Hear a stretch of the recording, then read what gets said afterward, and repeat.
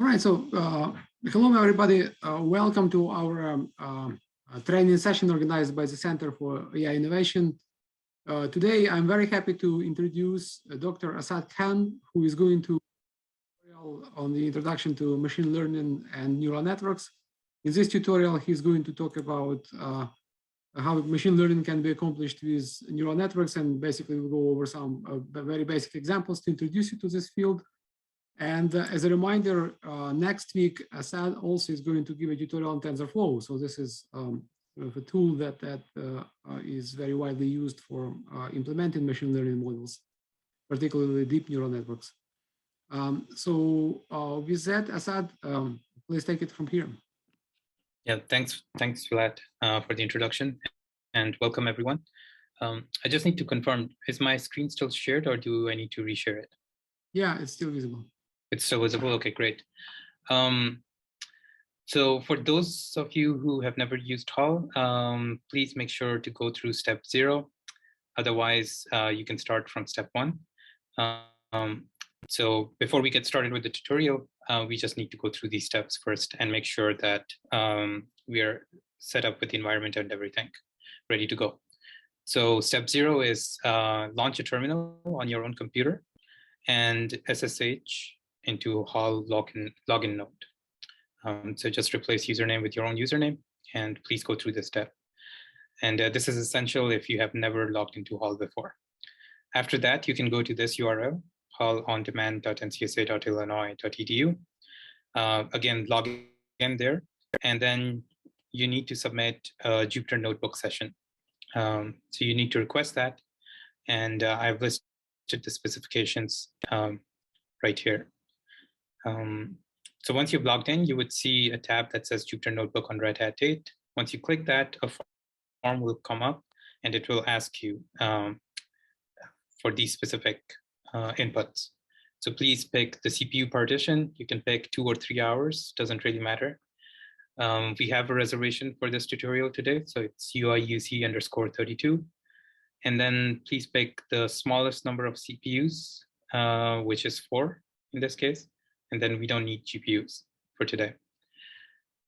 After that, you click the launch button, and then you have to wait a couple of seconds until it goes green.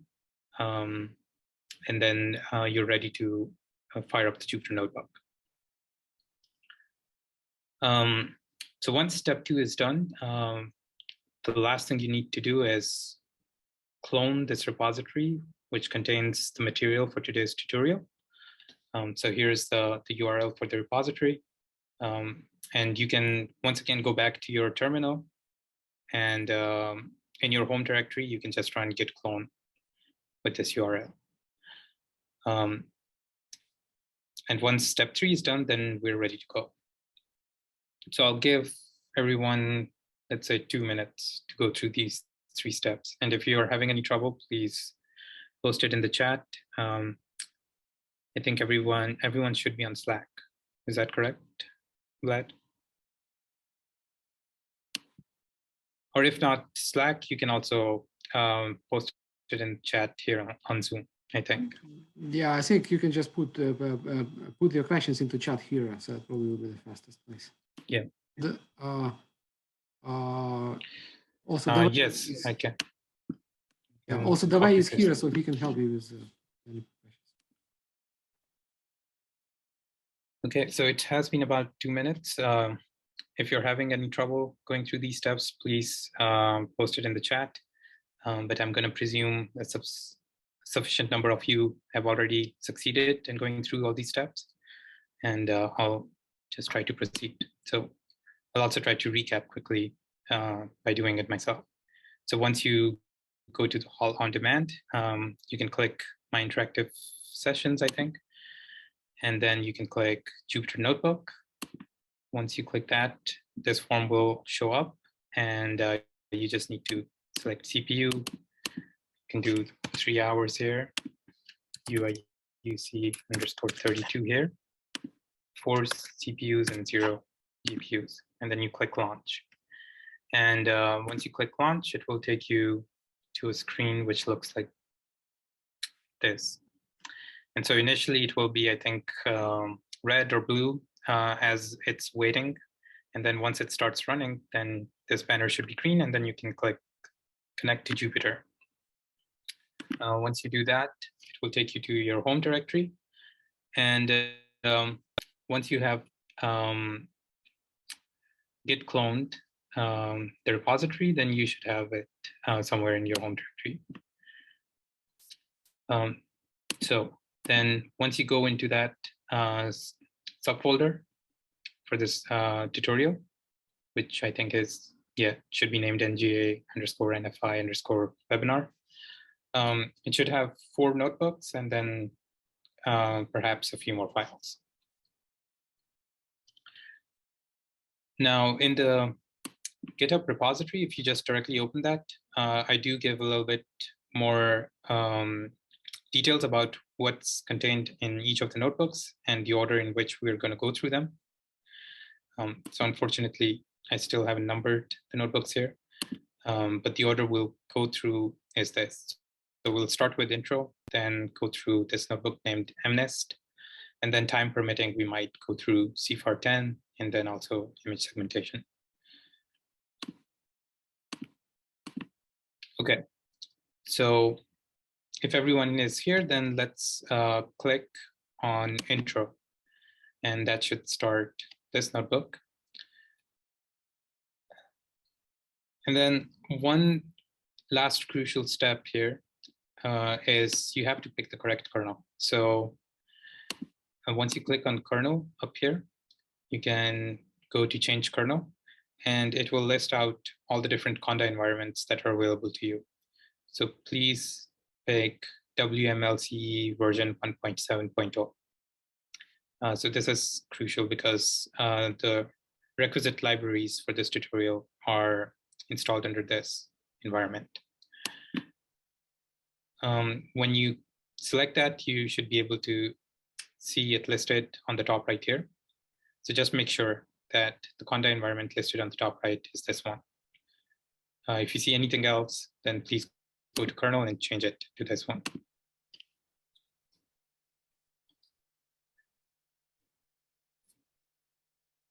All right, so any questions so far? If you're having any problem, once again, please post it in the chat and we'll try to help you. Okay, if not, then let's get started. So just a couple of words about what this tutorial is, what the focus of this tutorial is. This is geared more towards people who have had little or no exposure to deep learning, but are curious about learning the fundamental concepts involved, as well as getting some hands-on exposure to how to actually write up neural networks and quickly go through some toy data set and train a neural network on it. So it's going to be very hands-on, but in the very first notebook, I'll try to go through some essential concepts, not in very much theoretical detail, just give a quick glance so that we have those concepts under our belt, and so that in the next notebook, we can start writing code and building those concepts up.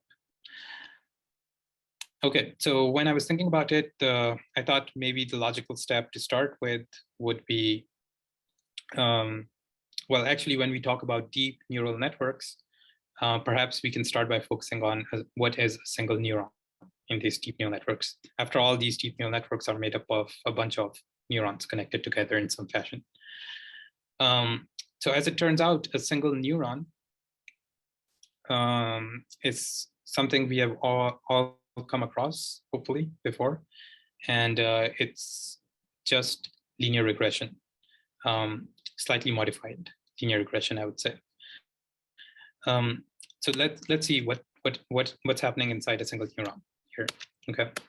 So first of all, we always hear this analogy between neurons in neural networks and biological neurons. I'm not going to go too much into it, but I thought we might perhaps lay it out here, this analogy, and how far does it go. So as far as I understand, it just structurally looks similar. So on the right here is drawn out a single neuron in a neural network, and on the left here is a biological neuron. So in a biological neuron, signals come in through these dendrites in the form of electric pulses. Then in your nucleus or cell body here, some kind of computation goes on, which checks what's the frequency of incoming signals. And if that frequency passes a certain threshold, then there would be outgoing signals, which will again be some pulses. If you draw out this single neuron in a neural network, once again, we can draw this analogously to biological neuron.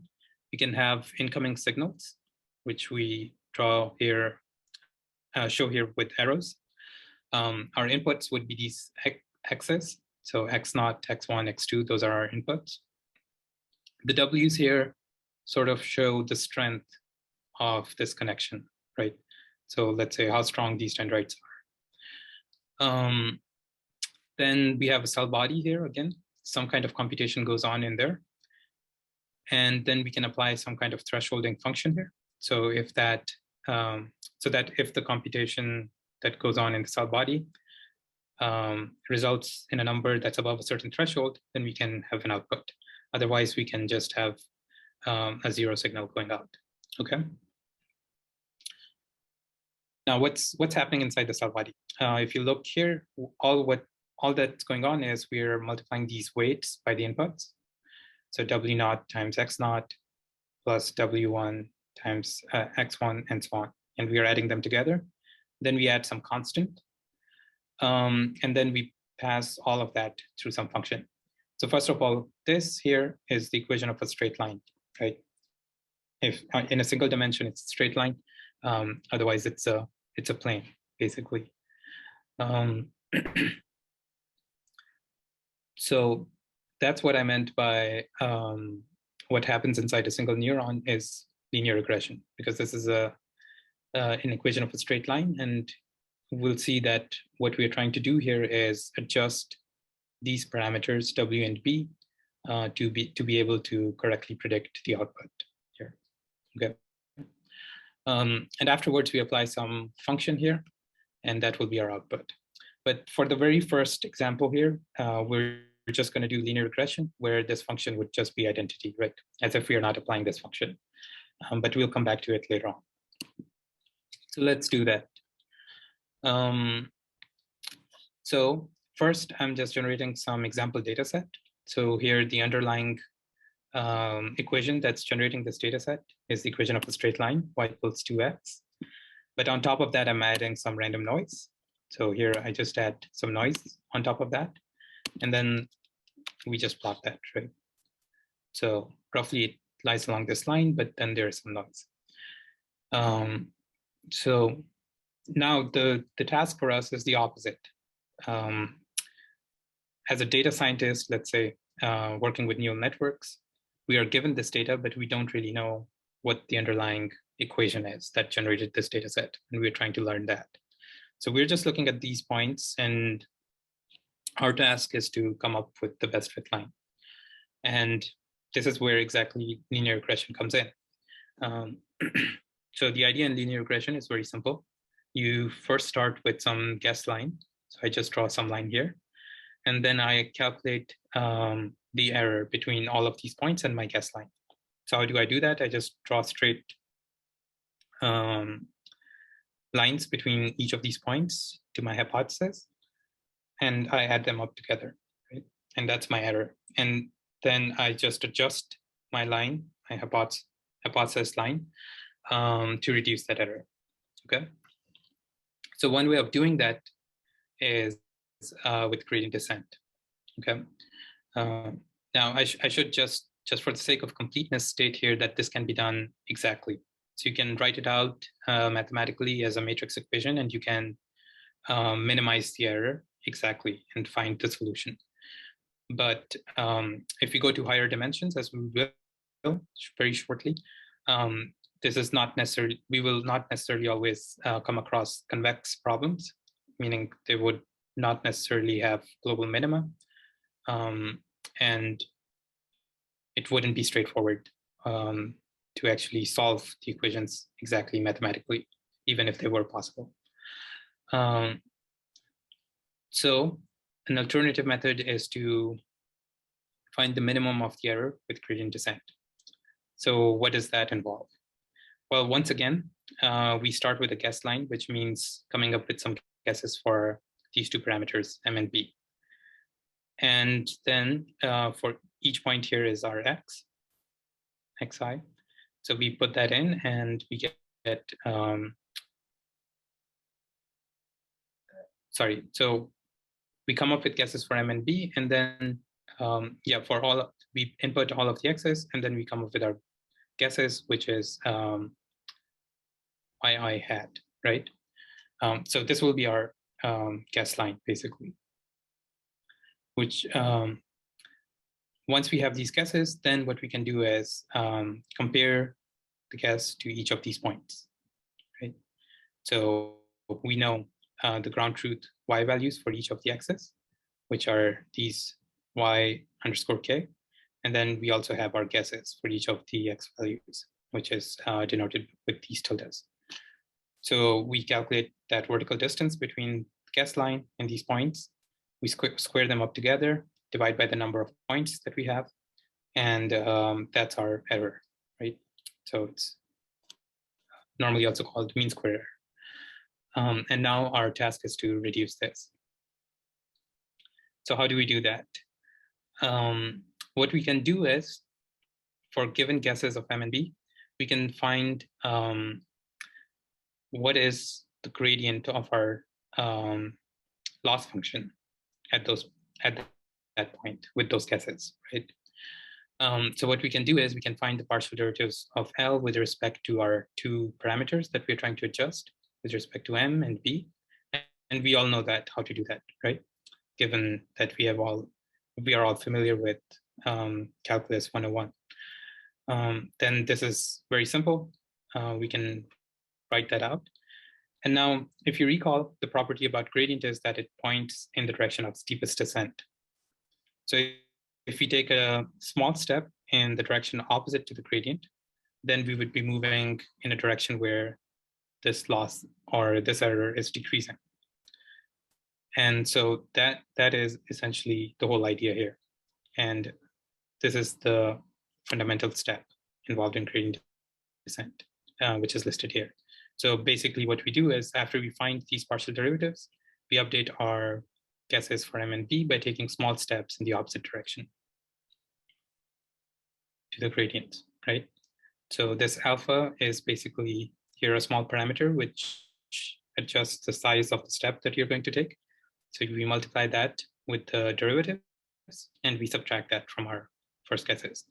And we iteratively just do this again and again until these m and b values converge to some non-changing values, right? And then we have hit the minima. Okay, so let's do that very quickly once again. So first, we come up with some guesses for m and b. We calculate our predictions, and let's just plot that, right? So right now, this is our guess line. Not very good, as expected. And now let's just implement this gradient descent step. So we have to pick our step size once again. This is what's called a hyperparameter. So you have to carefully adjust this until you have come up with a nice value. And we can discuss a little later how to actually pick this number. But for now, let's just say a priori, we know that this will work out. So we fix that. And then epochs is how many times do we want to repeat this gradient descent step, okay?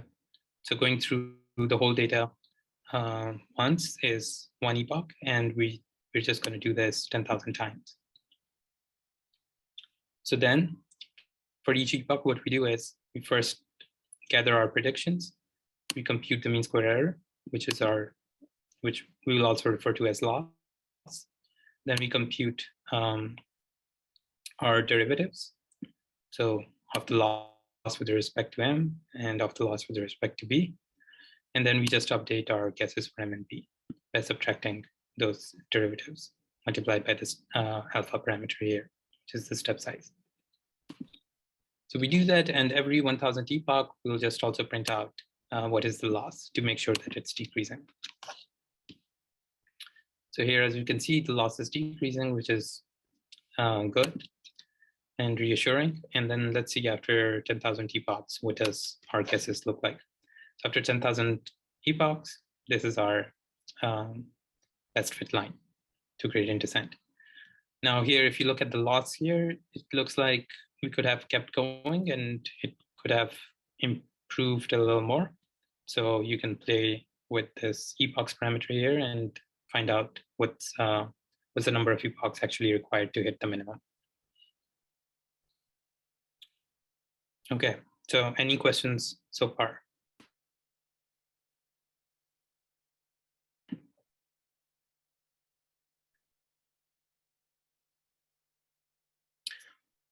Okay, if not, then let's move forward. And so now we know actually what's happening inside one single neuron, right? So this was just a toy neuron where we didn't apply any function, but basically we tried to solve for the equation of a straight line here, right? We tried to learn the parameters W and B with gradient descent. So if we were literally just solving this problem, then our neural network would look like a single neuron, exactly like this. Our inputs, these would be our inputs, which in our case, it's one-dimensional, so we would only have one input, and then we would have only one output. And that will be our neural network. No function here. But how do we go from this one neuron to multiple neurons and multiple layer neural networks? Well, let's first talk about what about multiple neurons in a single layer? How do we go there? Well, that simply is dictated by the dimensions of your input and output space, okay?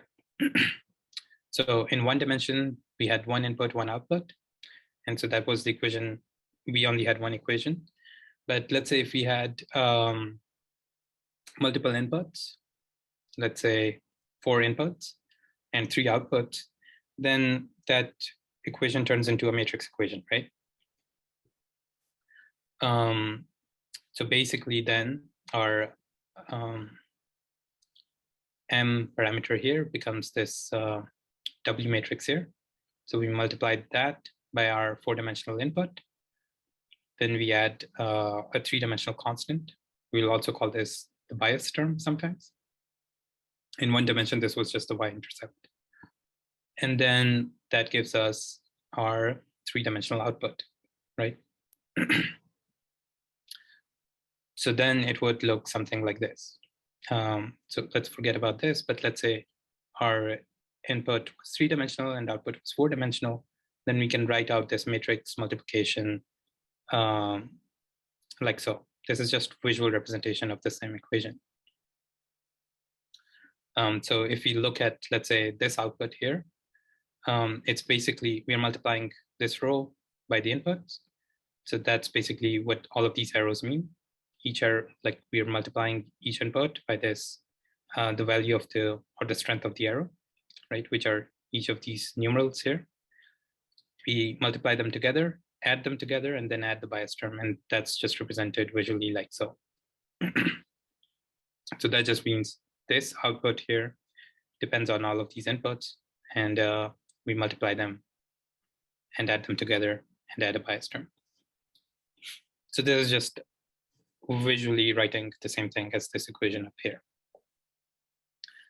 Okay, so then you can look at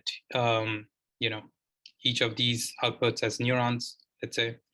And so then it's completely dictated by the dimensions of your input space and your output space, how many neurons you'll have.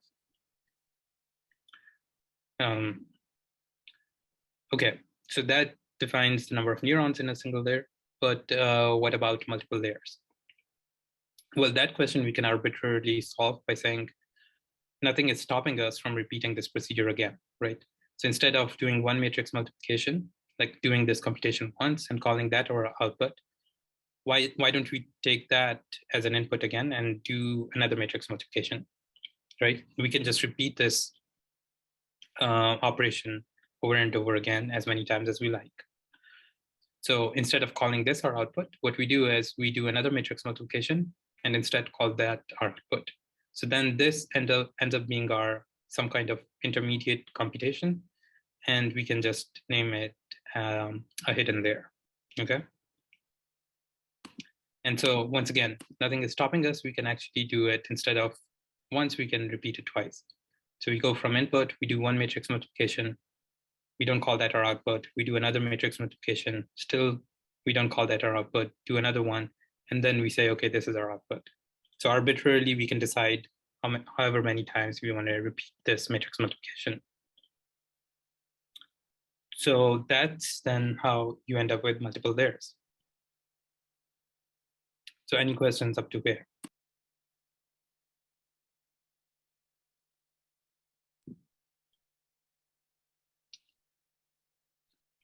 Okay, some of you might be wondering, well, why do we even want to do this? Repeat these matrix multiplications again and again. Which would be an interesting question. Well, a matrix multiplication is just a linear transformation, right? So whether we do one matrix multiplication or 3 or 10 or 100, it doesn't really matter. You can, in the end, collapse all the matrix multiplications and you end up with one matrix multiplication, right? So you can, another way of saying this is you can compose as many linear transformations as you want, but that in the end is again just one linear transformation. And that would be a valid point. So this is where this crucial bit of information about this function comes in. So when we're talking about multiple layered neural networks, it's very important that after every matrix multiplication, you apply some kind of nonlinear function. Once you apply some nonlinear function, then this linearity, of course, is broken up. And then you're no longer composing together linear maps.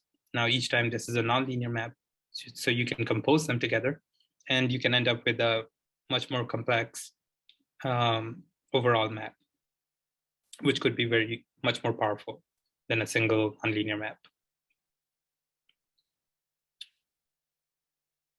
Any questions up to here?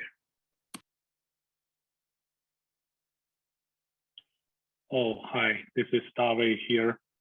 Just want to add out, it seems that our reservation has some issue right now, but since we're using CPU, we should have no problem for everyone within this workshop to have resources.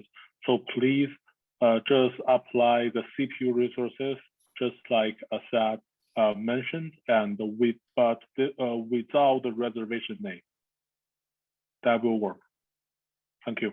Also, please let me know if there is anything problem. Try to contact me through Slack. Right now, the Zoom chat has too many threads for me to track. Thank you. Thanks, David. I think, but most of them, a lot of people might not have the link to Slack. So can you please post that in the Zoom chat so they can join the Slack channel? Sad, can I also ask you something else? Could you please go back to the page where you launched the Jupyter Notebook? Sure. And sort of show how to launch Jupyter Notebook again. Sure, I can do that. Also, I have to apologize. I'm feeling a little under the weather, so I might sometimes just mute myself because I have to cough a little bit.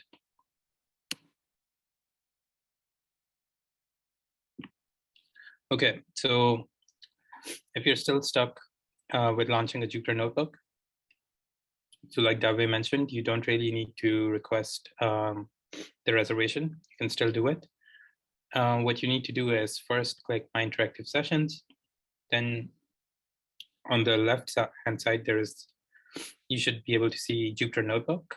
So you click that, and this will bring up this form.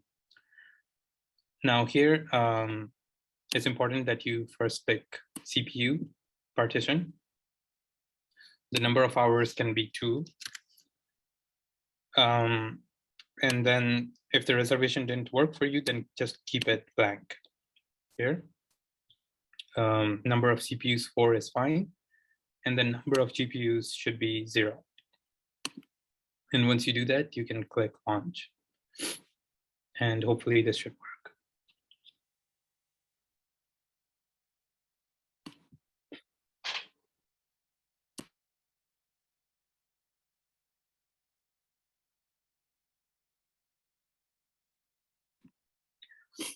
Okay, so I'll just return to where we left off.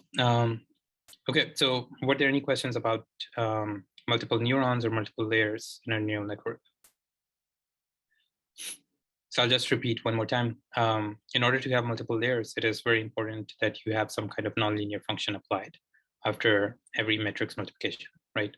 So up here, you multiply by this matrix, add this bias vector, and after that, to your output, you just apply some nonlinear function, right? So you can, for example, well, we'll go through what kind of nonlinear functions you can apply. But once you do that, then you can introduce this layered structure into the neural network. Okay, so let's quickly recap the concepts we have gone through so far. First is the loss function, right? So you have your input, you have some guess parameters for your matrix and your bias vector. And so you use those parameters to compute your output. And now how do you judge how well your output is or how good your prediction is? So for that, you need some kind of loss function. Now, if you were fitting to a straight line or any kind of regression problem, then you can use mean square error, right? Which is up here that we used. So if these are continuous real variables, then you can just use this. You can take the difference between your guesses versus the ground truth values, square them, and normalize by the number of examples you have. You can also use mean absolute error. So you still have a few options here, but mean square error is the standard way to deal with regression problems with some assumptions about the underlying data. But if you were doing classification, then we will talk about a different kind of loss function where instead of having continuous variables, you have categorical variables, right? So whether a thing is a cat or a dog or something else. So basically, you should be able to somehow numerically judge how good your predictions are. And that's what's called the loss function. Given the loss function, then you can compute the derivative of that loss function with respect to all of your parameters that you're trying to learn in your neural network, right? So these matrices, W weight matrices, and your bias vectors. These will be usually you'll start with some random values and then update them with gradient descent. So in order to be able to do that, you should be able to take the derivative of your loss function with respect to those variables. And then once you have those derivatives, we need to update our guesses. And the way you do that is you subtract this gradient from your guesses, multiplied by some small parameter, your step size, which will also refer to as learning rate sometimes, right? So this was our alpha parameter up here, this one, right? So sometimes we'll also refer it to as learning rate. And the reason is perhaps somewhat obvious. If you pick a very small alpha parameters, then you will take very small steps and it will take you a lot longer to reach the minimum, right? And in that sense, your learning will be slowed down. But if you take a bigger one, then you will reach the minimum faster and your learning will proceed faster. So sort of it fixes how quickly you learn. So that's why it's called the learning rate. But the catch here is if it is too big, then instead of going towards the minimum, you can start diverging. Your loss can start diverging. So you have to be careful about that. And that's why this is a hyperparameter that you have to carefully tune. Okay, then there is something called backpropagation. And this concept comes in when you have multiple layered neural network. So when we were dealing with the equation of a straight line here, one-dimensional case, one layer, one neuron, this was very straightforward to compute the derivative of the loss function with respect to n or b, right? So you can, with a pen and paper, we can all quickly write it out and then also code it out. But when you're dealing with very deep neural networks with hundreds of layers, this can sort of become a pain to actually do it on paper and then write it up. And each time you change the architecture of your neural network again, then you have to repeat this calculation again and change your code once again. So it becomes sort of a pain, right? So how do you do that automatically? Well, you can do this by actually coming up with special libraries that can write out computational graphs for you. And we'll go a little bit more in more detail about that in the next tutorial. But for now, the way you can think about backpropagation is basically it's chain rule from calculus, right? So if you remember from chain rule, we have a composition of functions here. And let's say I want to calculate the derivative of the loss function with respect to W1. So how would I do that? Well, according to chain rule, first you find the derivative with respect to Fn, and then of Fn with respect to Wn, and so on, right? And you multiply them together. Visually, this sort of looks like you're propagating the gradient backward, right? So if this is a forward direction where you have the input and you do these matrix multiplications to get your prediction, this is the forward direction, then computing the gradient, you're applying the chain rule and you're sort of moving backwards. And perhaps that's why this is called backpropagation, but you can also think of it as simply as chain rule from Calculus 101 once again. So that's the backpropagation algorithm. Optimizer is, right now I'm just stating it as different flavors of gradient descent. So up here, all we are doing is just multiplying the gradient with some learning rate and just subtracting that, right? But we can do something slightly more fancy, and then we can give it different names and call them different optimizers. And so that's why I'm basically calling it different flavors of gradient descent. The essential idea is still the same, but instead of just multiplying your gradient directly with the learning rate and subtracting it, we can do something more fancy, and we'll talk about it in the next notebook.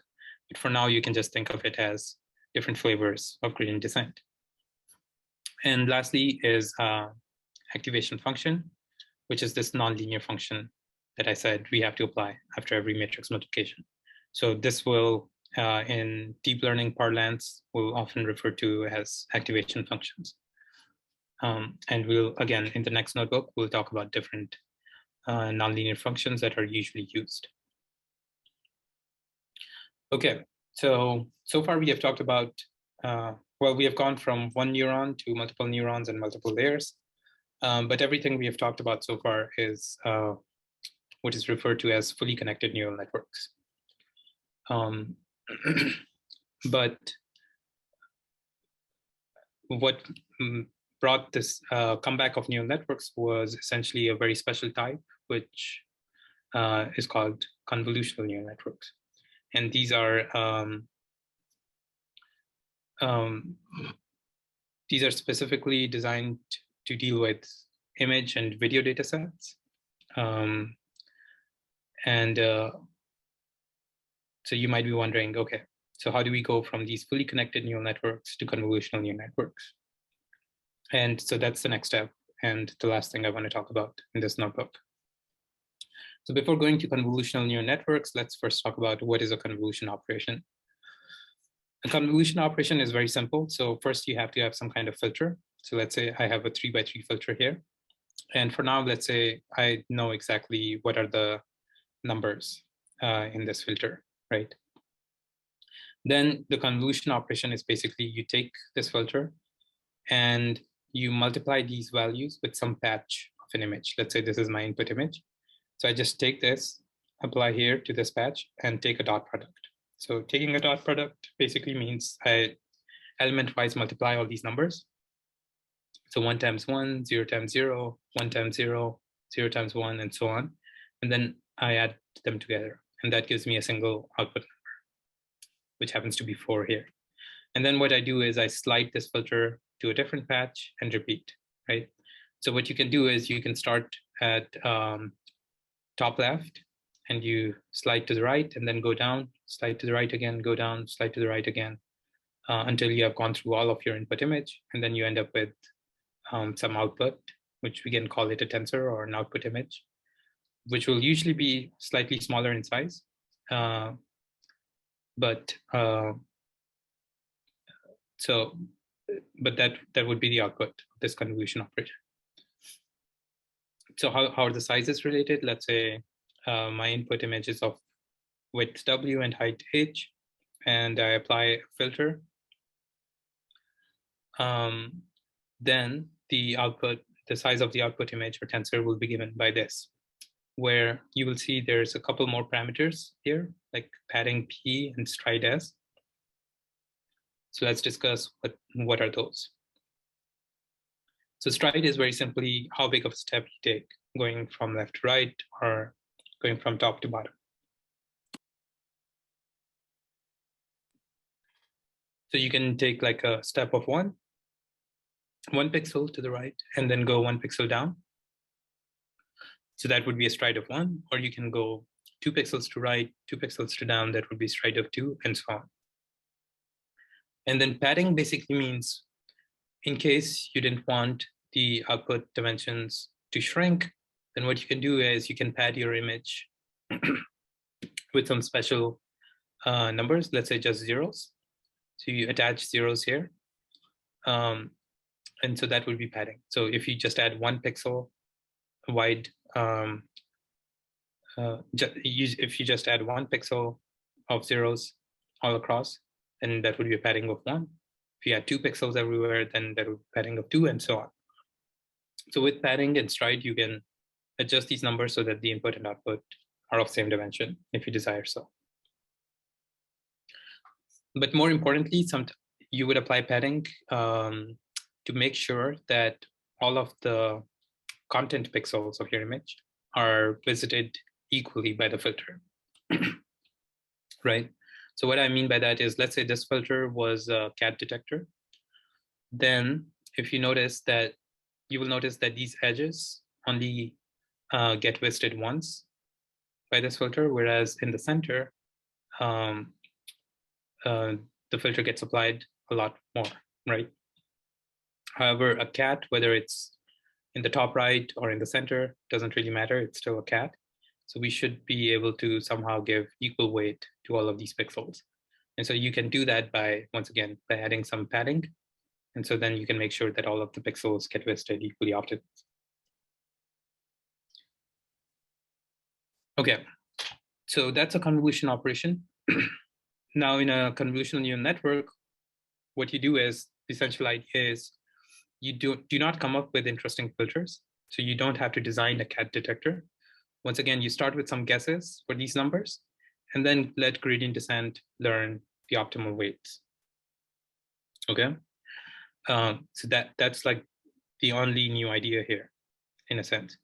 And again, since we had like multiple layers here, what we can do is instead of just applying the filter once, what we can do is, so we go to this output tensor, then we apply another filter, let's say, and we can do this 10, 20, or 50 times.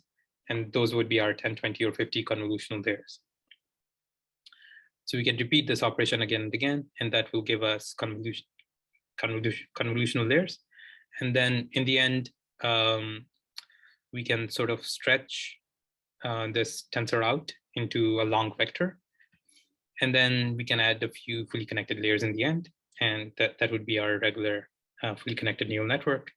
And then in the output, we can have 1 or 2 neurons. Let's say if this was a cat detector, then we can have just one output neuron, which says yes or no, whether the input image has a cat or doesn't. Okay. All right, so that's the idea behind convolutional neural network. But again, I would just like to say, so this idea itself is not new. In the computer vision community, this used to be an active area of research, trying to come up with interesting filters. And so we already have some examples of interesting filters. So here, for example, we can, well, this is an implementation of this convolution operation. It's a lazy implementation. So actually a deep learning library wouldn't apply it with for loops. But this is just for illustrative purposes. So then what we can do is we can pick some interesting filters, apply to an image, and see what happens. So for example, we already know how to write a vertical edge detector. That's one kind of filter. We can also write out a horizontal edge detector by carefully picking these numbers in a filter. Then we can also use filters that sharpen an image and so on. So let's just see an example of a vertical edge detector. So this is our input image, and we apply this convolution operation with a vertical edge detector, and should see the output. Okay, sometimes this happens, and Jupyter Notebook doesn't produce the output images, and the cure for this problem is to actually just write down this in a cell above. So this is what's called a magic command, and you just have to write it down. Just if you're not seeing the output, just make sure you run this cell, and after that, it should produce the output image. Okay, so we can see, like, if we apply a vertical edge detector, then the output picks up the vertical edges. Likewise, if we apply a horizontal edge detector, then we should see that horizontal features should get picked up. Okay. So then once again, what we do in a convolutional neural network, we do not design these filters by hand. We start with some guesses and let the network learn interesting filters through gradient descent.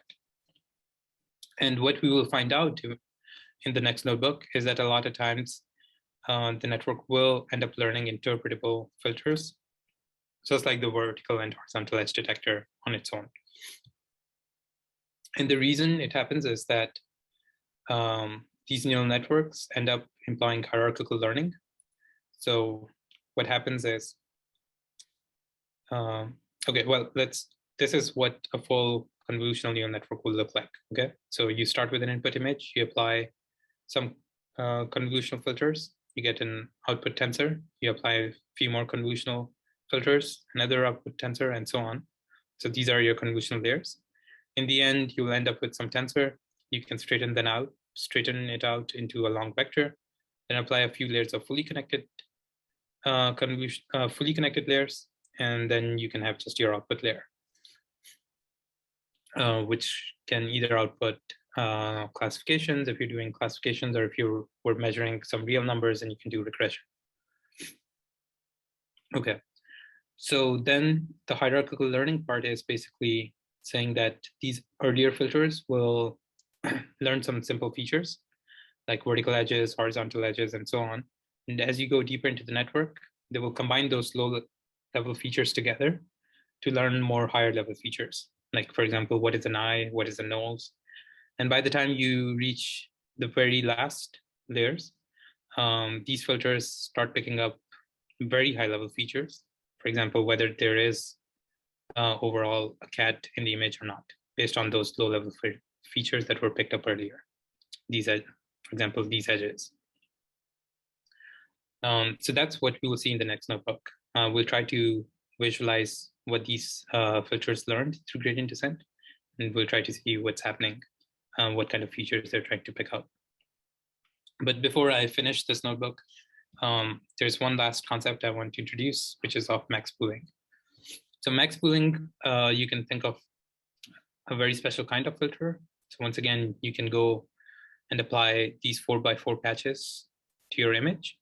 And what you do is you just pick the maximum pixel value and ignore the rest.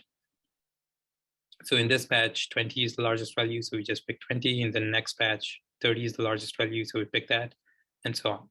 So this is an effective way of reducing the spatial dimensions of your tensor or picture or image. And so the reason we apply this is usually to make the computation tractable. So as you add more and more layers, after each convolution, you would usually apply max pooling so that the spatial dimensions get reduced in half, and so that you don't have to learn a whole lot of parameters. And another thing you would notice here is that as the spatial dimensions are decreasing, the width here is increasing. And so that's, once again, conventional, for conventional reasons that this happens. The width here corresponds to how many filters you're applying, right? So up here, this is the output we get by applying one filter. If you apply 10 filters, then we would have 10 of these outputs, right? So if we stack them together, that will correspond to the width of our output. So usually what you do is, let's say I apply 16 filters in the first layer, then max pooling. Then next time I apply 32 filters, then max pooling. Then next time I would apply 128 filters, and so on. And that's why your width is increasing here. Okay, so those are all the essential building blocks of convolutional neural network. So at this point, I think you should be able to understand what our fully connected neural networks are composed of and what convolutional neural networks are composed of. So any questions up to this point?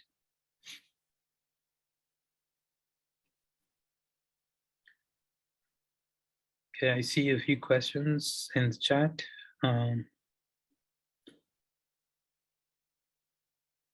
So somebody is saying they don't have CV2 available and they're not able to run this out.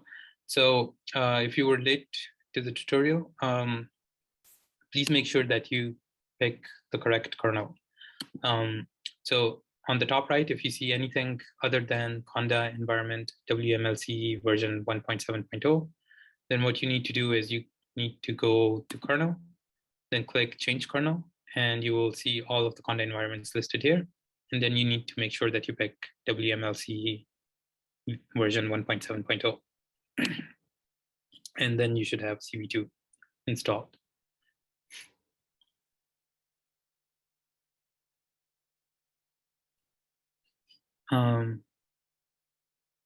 Okay, yeah, sorry, in case you were having trouble with launching the Jupyter, and that's why you missed it. And I apologize, I didn't write out this step anywhere either. So yeah, this is a crucial step, and I'll make sure next time to write this down somewhere. Okay, other than that, any questions about any of the ideas we have discussed here in this notebook?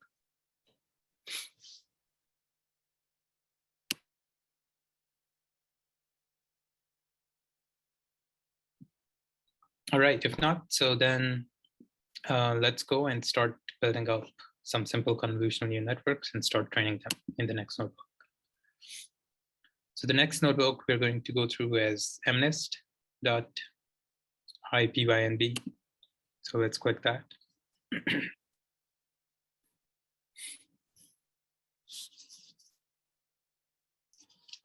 And this notebook is named mnist after a data set, which we'll use. So mnist is a data set of handwritten digits. These are images of handwritten digits. And this is sort of an old problem which was already solved in the 90s, I believe, with fully connected neural networks. So using convolutional neural networks would perhaps be an overkill for this toy example, but it's good practice to write out convolutional neural networks and train them. So that's what we will do here. So once again, by default, it might pick the wrong kernel. For example, right now I don't have the right kernel. So click kernel, go click change kernel, and then pick the WMLC v1.7.0. Okay. And then we can just import the libraries that we are going to use. So currently, the two most popular deep learning libraries or frameworks are TensorFlow and PyTorch. And they both tend to have their committed users who swear by just using one library rather than the other. I personally tend to use both, and I think they're both kind of converging towards the same syntax. So it's not really that difficult switching from one to the other. And but that being said, I think TensorFlow, and especially Keras within TensorFlow, is very user-friendly for beginners. So it's very easy to implement ideas quickly in Keras, especially when you're a beginner. And then once you've gained a little more exposure to it, then you can very easily switch to PyTorch too, if you would like. So that's that was my motivation for picking TensorFlow for this tutorial. Because you have to write very little boilerplate code with Keras.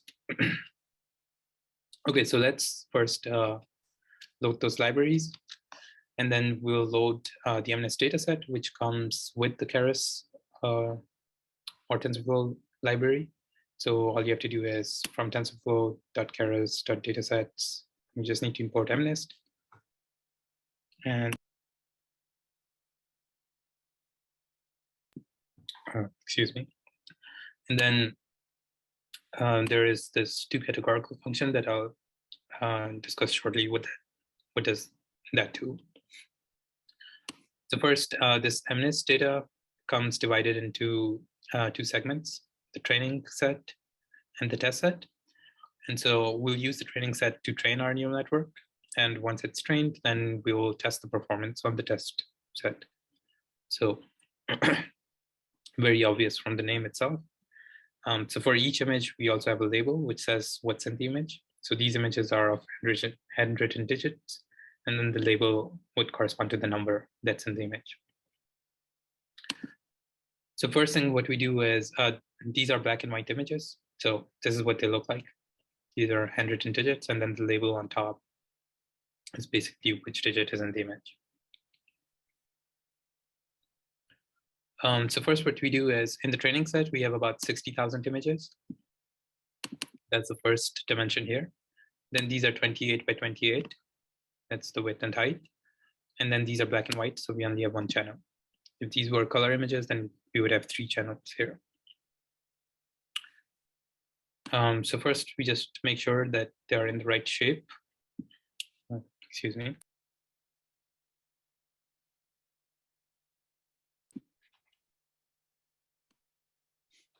Then what we do is we normalize these images. So this step is very important. With deep learning, usually you would want your data set to lie, your input to lie in the range between 0 and 1, or -1 and 1. So pixel values usually lie between 0 and 255. So we normalize them by just dividing by 255. Once you do that, then all your pixels will lie between 0 and 1. So we do the same thing for the test set. We have 10,000 images in the test data set. We normalize them. And then we call this two-categorical function on the labels. Okay. So first, I'll just show you what the labels look like without calling this function on it. And then I'll show you what happens when you call this two-categorical. And then I'll explain why we do that. So let's say if you look at training labels, let's say the 0th label is 5. So which is here. The input image is 5, and then the label is 5. Excuse me. So to categorical, basically what it does is it converts this label into a vector. Since we have 10 digits, the vector will be 10-dimensional, and it will be zeros everywhere except the one in the fifth index. Okay, so let's just confirm that. We do that. Now you'd see that the label has been turned into a vector. It's all zeros except for a one in the fifth index. Okay, why do we do this? We do this because if we go back to our previous notebook, the last layer of our neural network will be made up of a certain number of neurons, right? And we'll train the neural network so that each neuron says yes or no, corresponding to a certain digit. Let's say the 0th neuron, its job is to say yes whenever the input image contains digit one. Otherwise, it says no. The second neuron here does the same thing except for digit one, and then for digit 3 and so on. So how do we compare the labels to the outputs of these neurons? Well, we can simply do that by converting the labels to these vectors. So now it's very natural, right? If our input image was 5, then all of these are no's or zeros, and except for the 5th neuron or 6th neuron, which has 1 corresponding to the digit 5. Any questions about this step?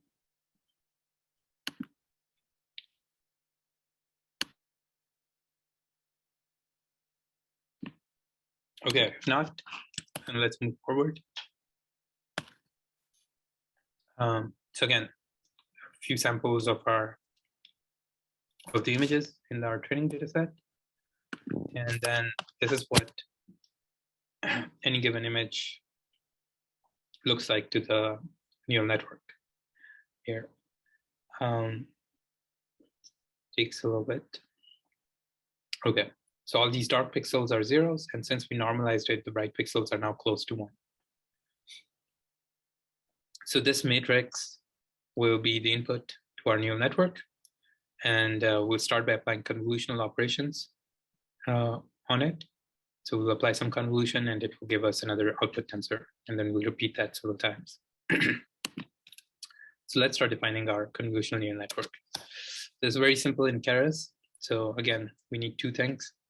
From TensorFlow.keras, we import layers, and then from TensorFlow.keras, we import models. Okay. And then with these two, we can start building up a neural network very easily. So one way of doing this is by calling model.sequential. So as the name suggests, we can start adding layers to this model sequentially. Okay. So we instantiate our model, and then our first layer is a convolutional layer. So layers module has all kinds of layers, and you can check the documentation. So what we do is we say model.add. This is going to be our first layer. We add a convolutional layer.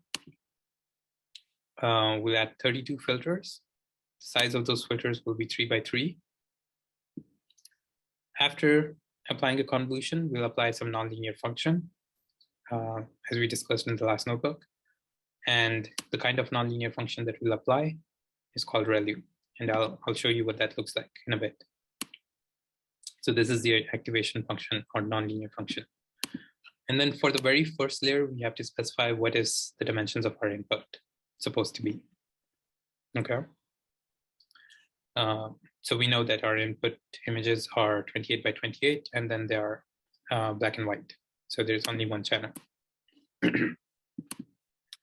That's our first layer. And in case you're confused what all these numbers mean, what you can do is you have to run this cell first. You can always do Shift Tab. So you can click inside the brackets and click Shift Tab, and it will tell you all of these arguments. What do they mean? So the first argument is filters, the number of filters. Second one is kernel size, which is what is the dimension of your filter, 3 by 3. Then there are some that we didn't use. So remember, we can specify the stride. We can also pad our input image so that the output, for example, matches the same dimension as the input. And and there's a bunch more. So for example, how do you want to initialize your filter and so on. But I'll let you explore all of these on your own time. But essentially, what you need to specify is the number of filters and the size of the filter, and then what activation function. So after first layer, then we apply a max pooling layer. Again, you specify what is the size of the max pooling filter. It's going to be 2 by 2, almost always. Then another convolutional layer. This time we apply 64 filters. Size is still 3 by 3. Activation is still ReLU. Another max pooling, and then another convolutional layer. So let's see what does our model look like so far. So you can always call models.summary, and it will print out what your model looks like so far. Okay, so our input is of dimensions 28 by 28 by 1, but in our first layer we applied 32 filters. So that's why now we have 32 channels. It went from 1 to 32. And then the dimensions decreased a little bit because we didn't apply any padding. So remember, with convolution, your dimensions decrease a little bit. Then we applied max pooling, which basically halves the spatial dimensions. It doesn't change the number of channels. Then we applied another convolutional layer with 64 filters. So that 32 changes to 64. Again, spatial dimensions decreased a little bit because we didn't use any padding. Another max pooling, and another convolution layer. And then it just tells you how many parameters you have in your network so far and how many of those are trainable. So we have 55,744 trainable parameters so far. Okay, so let's assume that's sufficient for our problem, the number of convolutional layers. Now, all we need to do is just flatten this layer out into a long vector and add a few fully connected layers. So let's do that. So flattening this out into a long vector is very simple. You can just add a flattened layer. So that's the layer we're adding next. Then we add a fully connected layer, which in Keras is called dense. And then we just have to specify how many neurons should that layer have. So we'll have 64 neurons. And after that, we'll again apply nonlinear function ReLU. And then we have our last layer, which will have 10 neurons because we have 10 digits that we are trying to classify. And this time we'll apply, excuse me, a very special kind of nonlinear function called Softmax.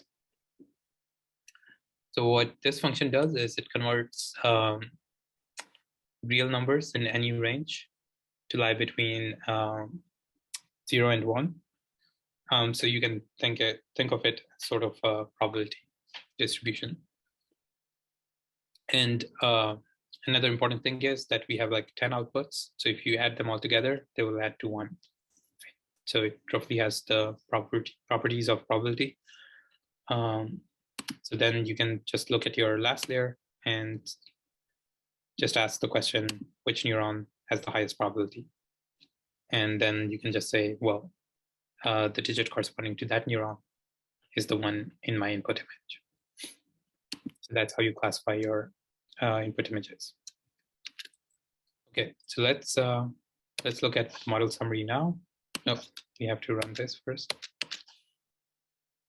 Okay, so previously we had up to here, then we just flattened to a long vector, add a fully connected layer, and add one more final fully connected layer. Okay, so the architecture of our network is done. All we need to do now is just specify a couple more things. So remember, I talked about optimizers as different flavors of gradient descent. We need to specify which flavor we want to use. So here we'll end up using RMS prop. And so this is a good place where we can discuss what does different flavors mean too.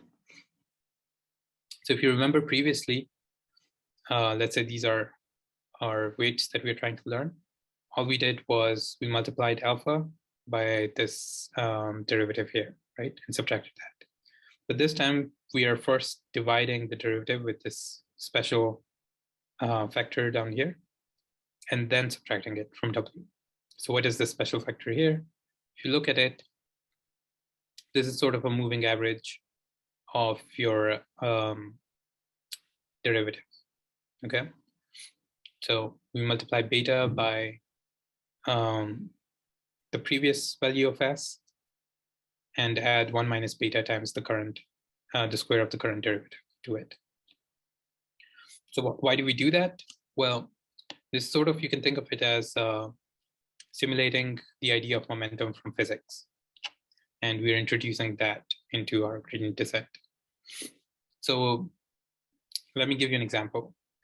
Let's say if I had a global minimum, so if my loss function looked like a parabola, then of course, when the derivative is 0, I can be assured that I've reached the minimum. But what if my loss function had sort of a saddle point, right?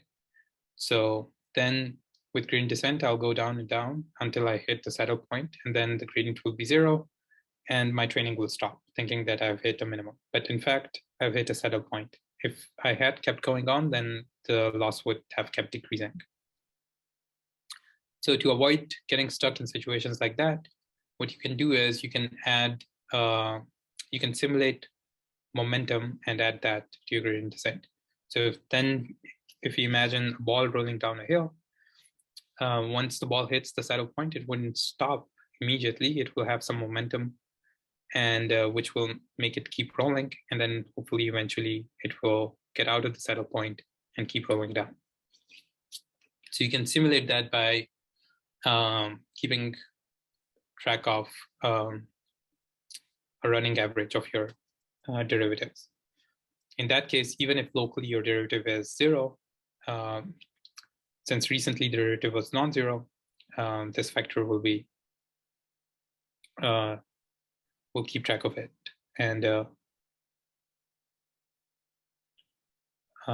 hopefully then you wouldn't get stuck in a saddle point.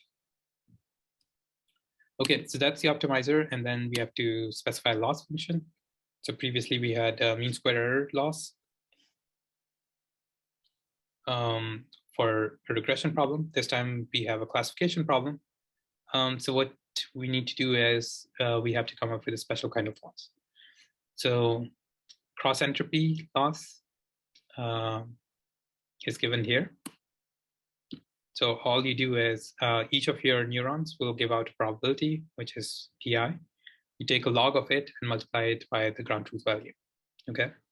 So, and remember, your ground truth is just a long vector of zeros with one and only one index, right? So when you multiply that, it's basically 1 times the log of the probability corresponding to the ground truth index, right? Corresponding to your digit. Okay, so that's your categorical cross entropy. And whenever you have a multi-class classification problem, you end up using this loss function. And okay, and that's it. So we have specified optimizer loss. And then additionally, we can also specify any number of metrics that we want to keep track of. So these will not affect the training at all, but these could be nice for us to be able to interpret what's going on, okay? So for example, loss values might not be immediately interpretable or easy for us to tell how good training is going, but accuracy might be more intuitive. So you can add any number of metrics, and it will, as the training progresses, it will also print out these metrics that you specify here. Okay, so that's it. Last thing is, I just want to quickly mention these nonlinear functions that we have been talking about. So remember, we ended up using ReLU after every layer, and ReLU looks just like this. So it's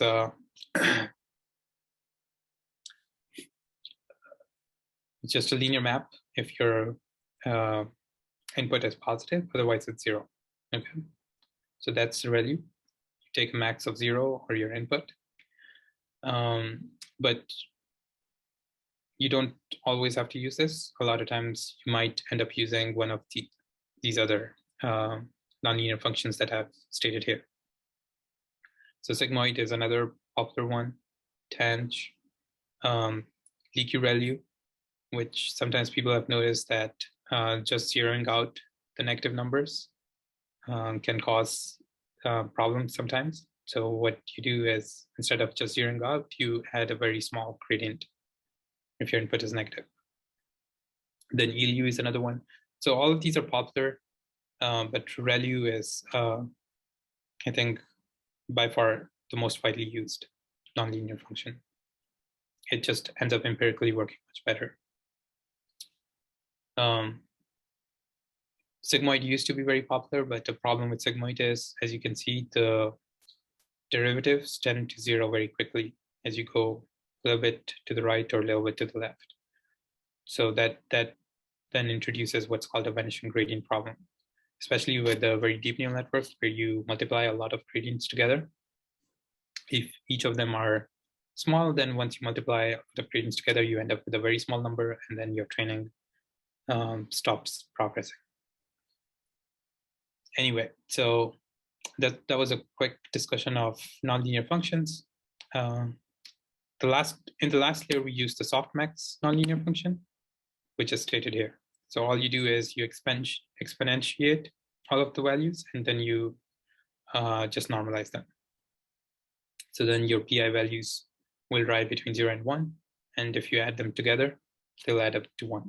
So they have the properties of probability. Okay, so everything is defined now. All we have to do is train the network. So again, remember, training involves a bunch of steps. First, you have to do a forward pass to come up with your predictions. Then you have to compute the loss.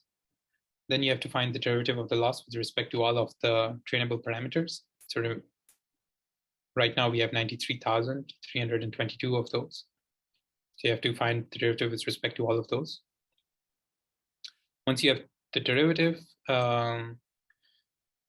you can update those parameters using the optimizer. And then you repeat this, right? So what's nice about Keras is that all of this is encapsulated in this single .fit method. So you can just call model.fit.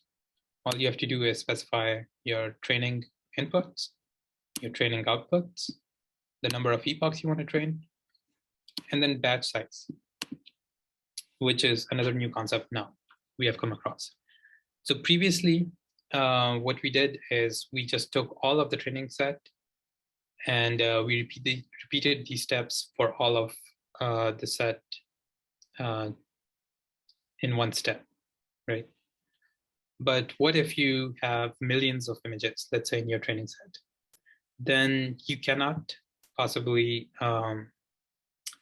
do all of these steps for 1 million images. You cannot possibly, in fact, even perhaps load it into GPU memory to do that. So in that case, what you do is you pick a batch of images at a time, and you repeat this training loop for that batch alone, okay? And then you go to the next batch, until you have gone through 1 million images. That would be 1 epoch. And then you repeat again. So that is your batch size, basically. If you have memory constraints, you can't load all of the data set in one go, then you just have to load small batches and repeat. So we'll use a batch size of 64 here. And yep, then you can just run it.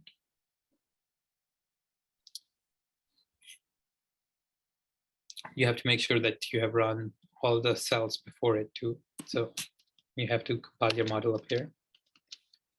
And then you just run it. And hopefully it should be working for you as well. So that as the arrow progresses, it's reading up batches of data. And once it's gone through, that's 1 epoch. So after every epoch, it prints out the loss as well as the accuracy. So we can see the loss is going down as expected, and the accuracy is going up. So it looks pretty good. The accuracy is 97.74% at the moment on the training set. But that is on the training set. That doesn't really mean the model will be doing well on unseen data set. So for that, we just have to go to the test set and just make sure that the accuracies are comparable. So on the test set, you can call model.evaluate. So again, you have to give test inputs and test outputs, and then it will spit out the loss for the test set as well as any metrics that you gave the model. So we gave accuracy, so it will also spit out the accuracy. So if you run that, then you can see that the accuracy is 97.87%.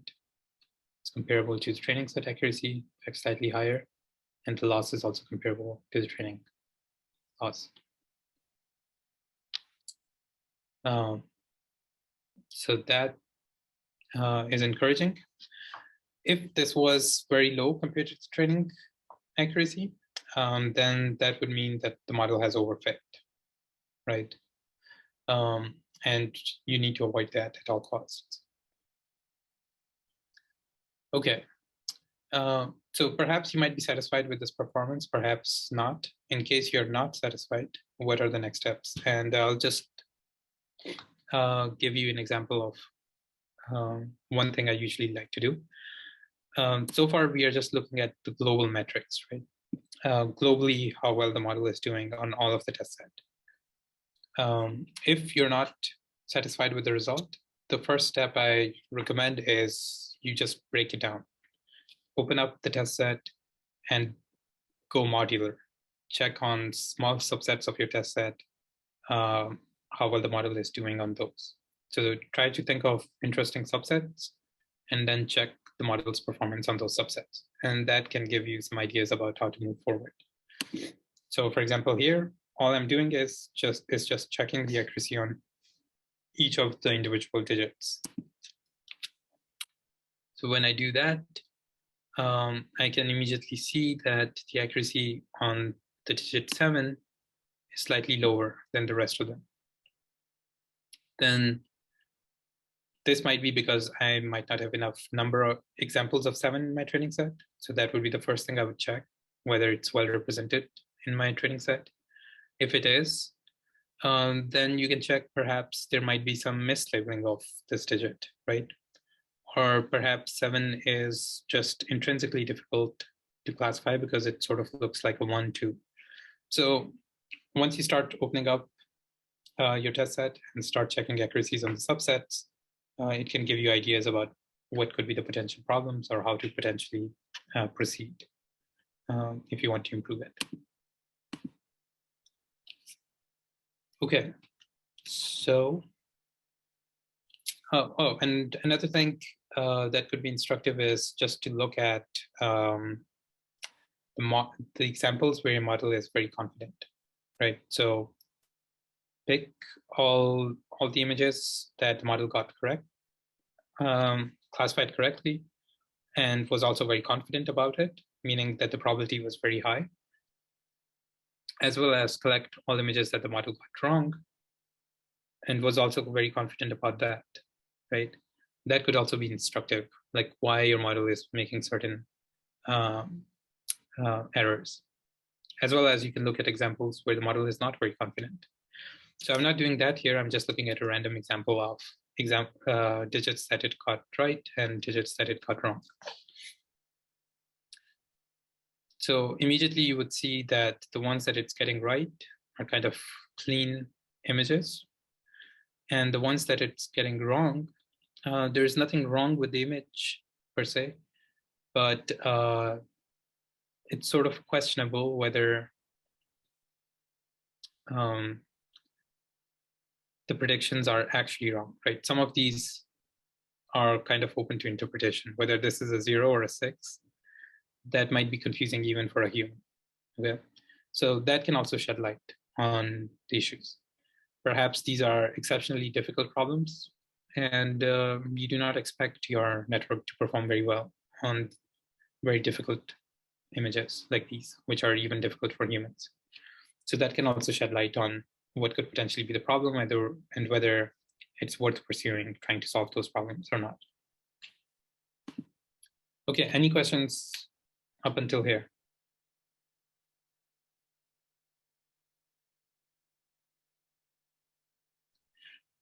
All right, so the last topic I want to quickly go over is interpretability. So far, the neural networks we have dealt with are have been kind of black boxes.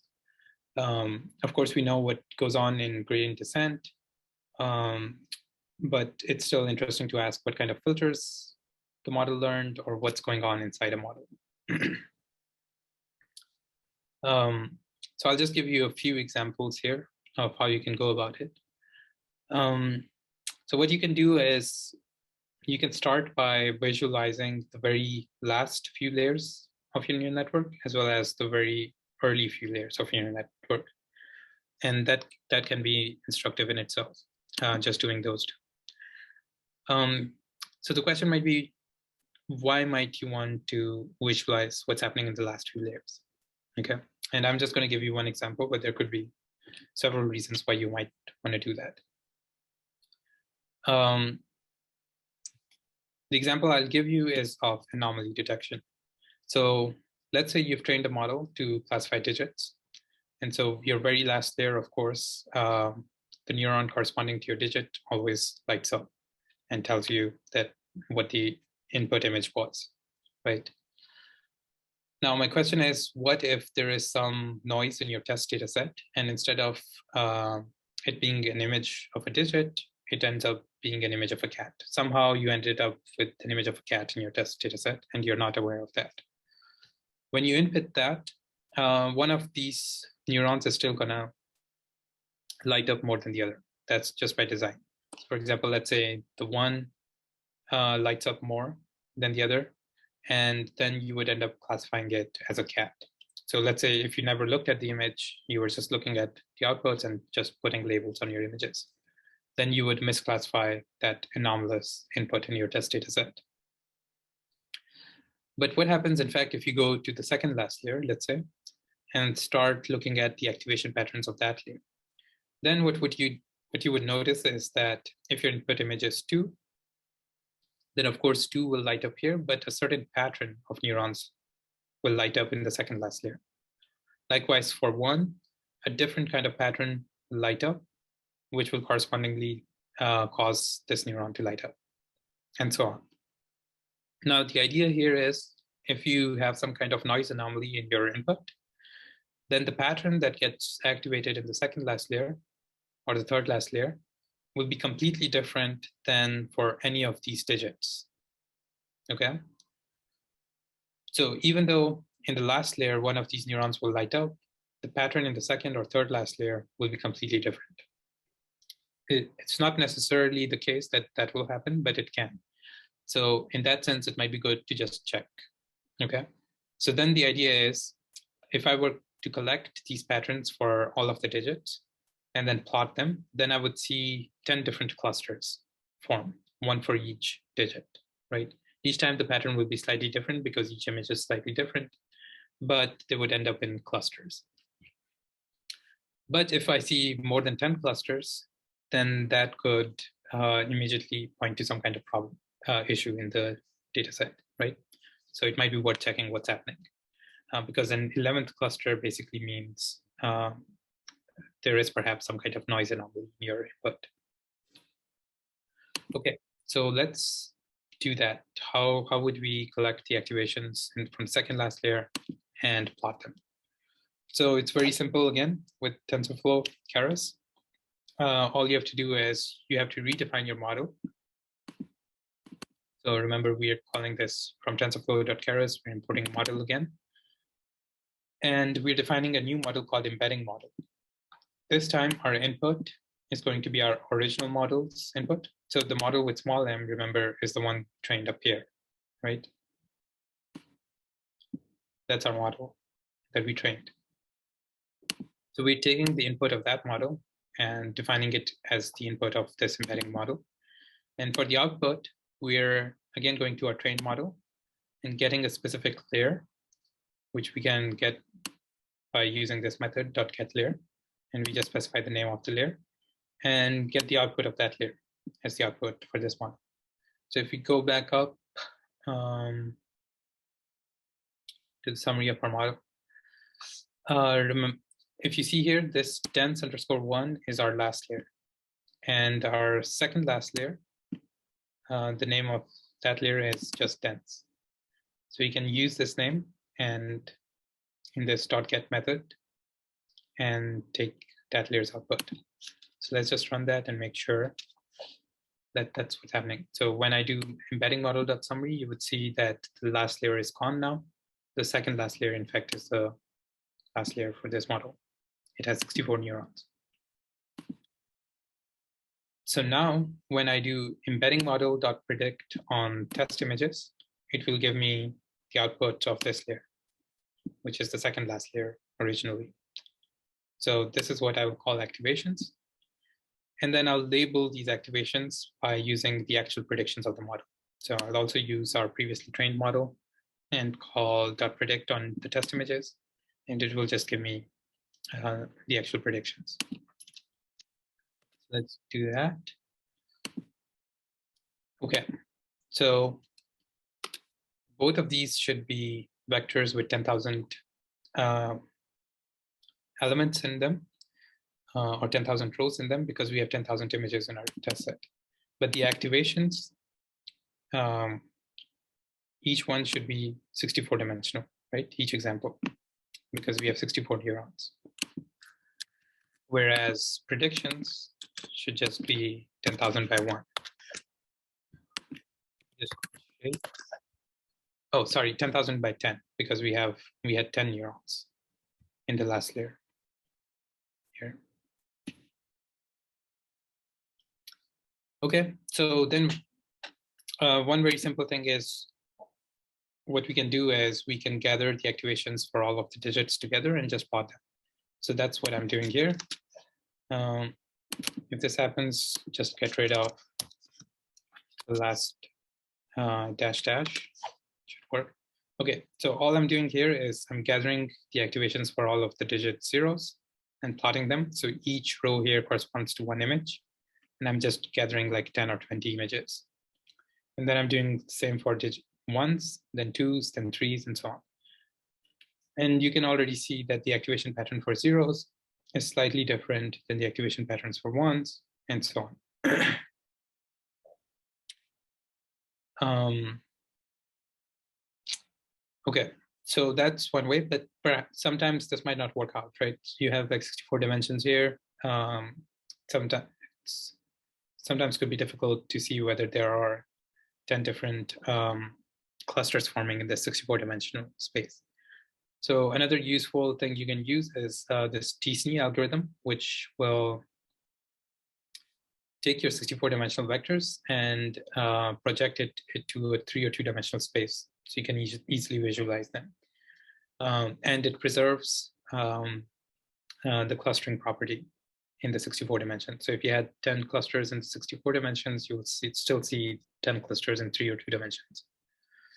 So to use that, it's very easy. All you have to do is you have to save the activations into a file called vex.tsv, and the labels for those vectors, in which we collected predictions, in another file called meta.tsv. So if you run this, it will just save those two files. If you go back here, you should see vex.tsv and meta.tsv. So you can click those and just download them. After you've downloaded them, you can go to this website, projector.tensorflow.org.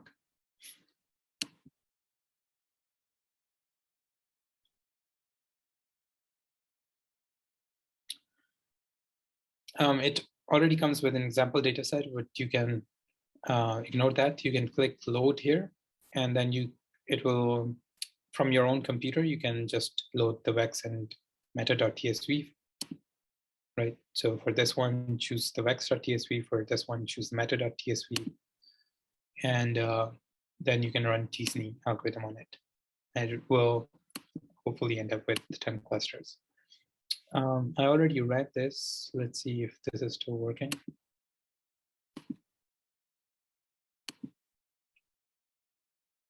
Do you see my screen with TSNE running at all?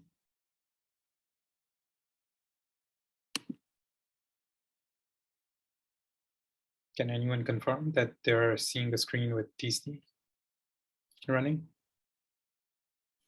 Okay, great. Let me do this in 2D so it runs a little faster.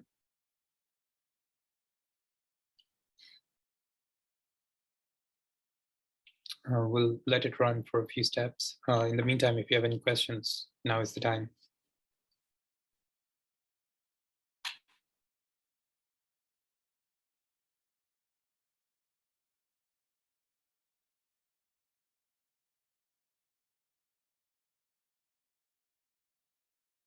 Okay, let's just pause here. Let's go to 3D again. And you can see roughly there are 10 different clusters, right? So all of these brown points are all the digits 5s. All of these pink points are 2s. These magentas are 3s. Reds are 1s, and so on. So roughly you can see that 10 different clusters are formed. So that's good to confirm. Okay, you can also run t-SNE algorithm in scikit-learn, and it will give you a plot like this. But that's visualizing the last few layers. We can also visualize the first few and intermediate layers. And this is what I promised you I will do. We'll try to see what are the filters actually learning in a deep convolutional neural network. So now let's go to the earlier layers. And for this, because we have so many filters in each layer, so we have 32 filters in this layer, and then 64 in this layer. The easiest thing to do is first fix one image, and then we just visualize the filters on that one image alone. So I just randomly pick the first test image, which happens to be a 2. Then I define another model, which will collect all the activations. So to do that, once again, I'll just call that model function. For the input, once again, the input will be the same as our trained model's input. But for the output, I'm using this list, layer outputs. And in this list, I'm just gathering the outputs for all of the first 8 layers of our trained model, right? So I'm calling layer.output for layer in my first 8 layers of the trained model. Okay, so we collect that. Now when I call activation model.predict on an image, it will return the output from all of these first 8 layers. So my output will again be a big list. And then I can just go and look at the outputs one by one. So for example, the first layer, which is indexed by 0, and I can look at the 6th filter, let's say. Well, this filter looks like a vertical edge detector. If I again go to the first layer and 12th filter, then that sort of looks like a horizontal edge detector, right? So interestingly, sometimes these filters end up learning interpretable features. Well, the very first few layers almost always end up learning edges and low-level features. And you can learn more about this in a paper I posted down here. So if you click this link, you can learn in more detail about how the neural networks hierarchically learn features. But here, all I'm doing is, let's just go through all of the layers and just plot them. So this is the first layer, and this is the output coming through all of the filters in the first layer. Then we do max pooling, which halves the spatial dimensions. So this was like 0 to 20, now it's 0 to 10. So as expected, that's what max pooling does. Then the second convolutional layer, this is the output from the filters, another max pooling, another convolutional layer. So you can see as we go deeper into the network, it becomes more abstract and difficult to interpret what's happening. And this is expected because as we go deeper into the network, these filters are learning more higher level features. But there is a way to visualize what high level features these filters are learning. And for that, once again, I'll refer you to this paper and you can read about it there. The last interpretability trick that we will discuss is what's called GradGAN. So the idea here again, is very simple. Let me go to the previous notebook. Let's say I have an input image of a cat, and the output correctly says it's a cat. And I'm interested in, well, what part of the input image was my network paying attention to when it made this classification? Can I ask this kind of question? And the answer is yes. So with GradCam, you can answer this question. And the way you do it, you first pick the very last convolutional layer, let's say this one. You input the image of the cat, and then you have your output here.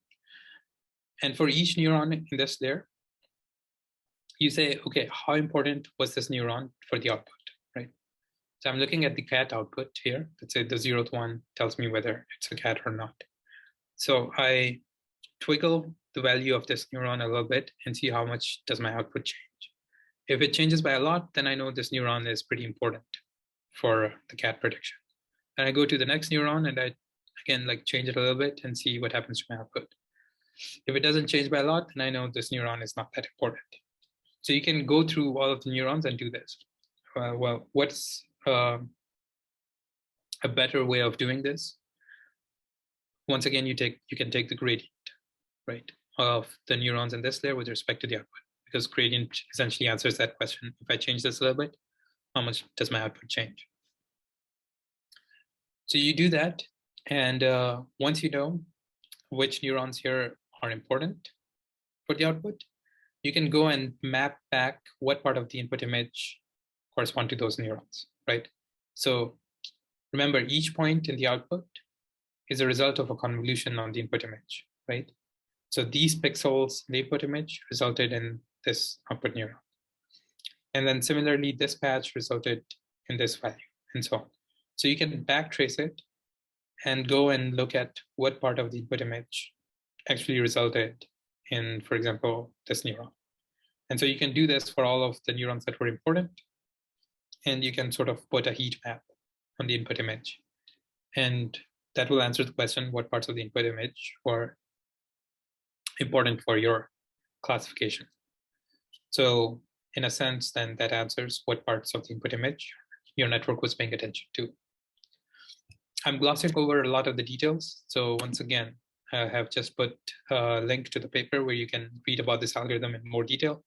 But that's a very high level discussion of the essentially what's happening. And I took this quote from the Keras website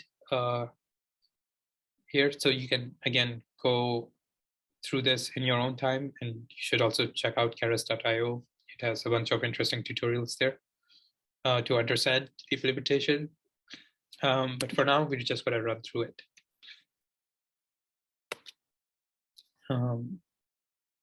So this first definition here, this function gives you the GradCam heat map.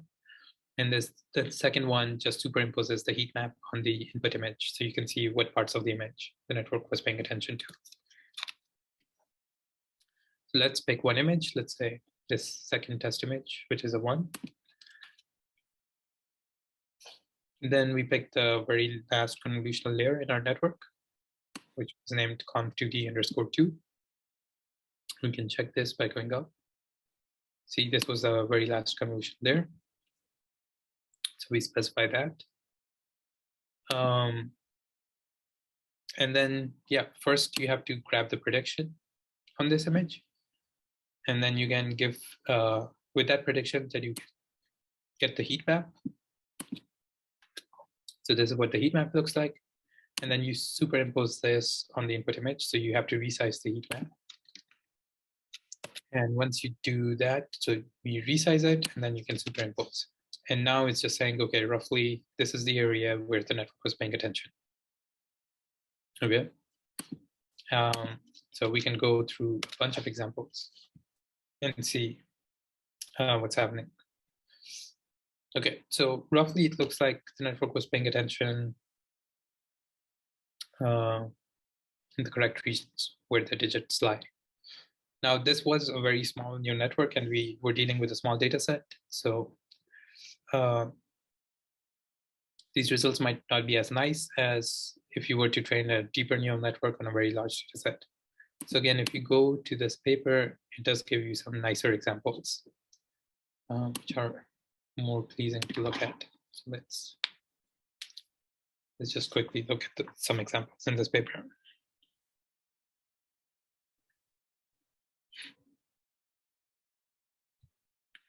So for example, here they're doing multi-class classification. And so you can see when it's predicting dog, for example, it's paying more attention to where the dog is, and same thing for the cat, right? I'm not exactly sure if that's right, but let's see. But yeah, that's basically the idea. You can ask the network these kind of questions. If you're doing multi-class classification, you could ask the network, when you predicted dog, what part of the image were you paying attention to? And then when you predicted cat, what part of the image you were paying attention to? So we can ask these kind of questions. And with GradCam, we can get some nice visualizations like that. So I would just encourage you to read the paper and go through the code to really understand the implementation of this. But with that, I think that's it for this tutorial. So we still have 2 more notebooks, and I would encourage you to go through them in your own time. Hopefully, they are easy to follow, even without me talking through them. But I will take any questions if you have. Yes, thank you very much for this tutorial. This has been really very detailed and very nice discussion about all of the different aspects of not only how to build these networks, but also how to make sense of what's going on there. So it's great. Thanks. Well, I guess if there are no more questions, we probably can stay in line for a little bit longer, but otherwise we are done with today's tutorial, and let's reconnect next week when Assad also will talk about the introduction to TensorFlow.